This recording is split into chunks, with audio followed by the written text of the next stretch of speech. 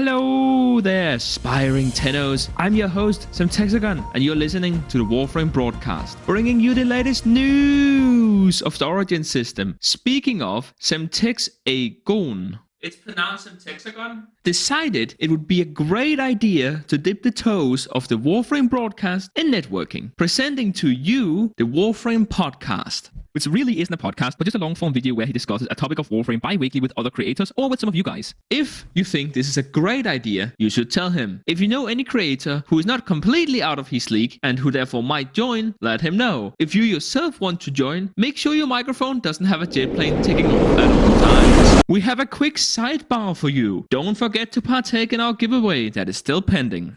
In other news, the once bottom feeder on any tier list turned mega star, queen of collapsing the multiverses down into a singular outcome, the hypermanic pixie girl of your dreams, Titania Prime, has gotten even more powerful. You heard that right, people. A new build was discovered by the community at large at the same time as one of the most balanced mods were released. More on that in the build section.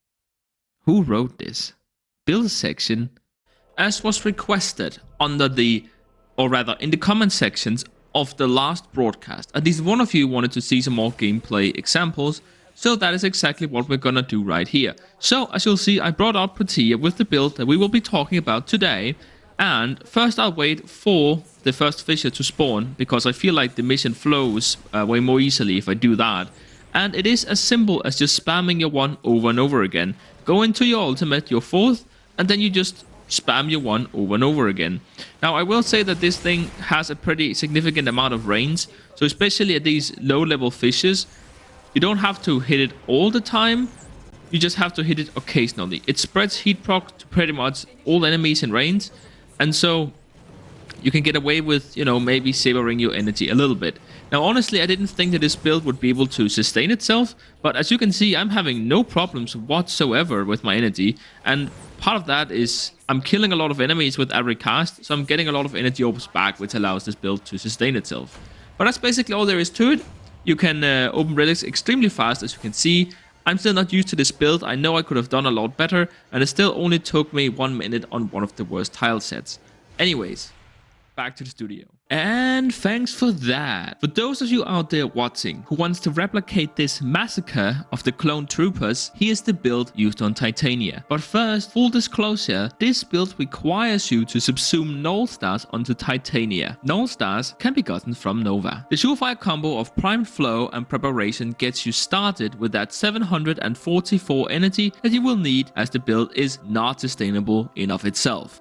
Through the use of corrupted mods, narrow-minded, transient fortitude, and overextended, this build achieves a balanced selection of primary stats.